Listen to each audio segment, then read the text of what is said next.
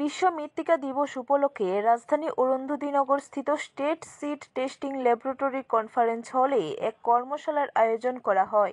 এই দিনের কর্মশালায় উপস্থিত ছিলেন পশ্চিম ত্রিপুরা জেলা পরিষদের সভাধিপতি বলাই গোস্বামী সহ কৃষি দপ্তরের আধিকারিকরা।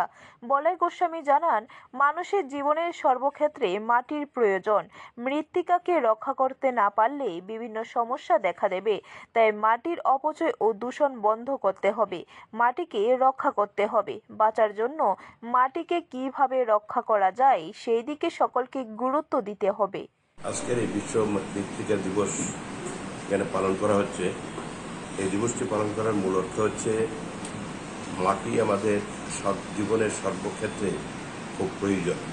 এই মৃত্তিকাকে রক্ষা করা এবং এই মৃত্তিকাকে যদি আমরা রক্ষা করতে না পারি তাহলে বিভিন্ন দিক দিয়ে সমাজের আমরা খাদ্য থেকে শুরু করে সমস্ত কিছু আমাদের মাটির উপর নির্ভর করতে হয়।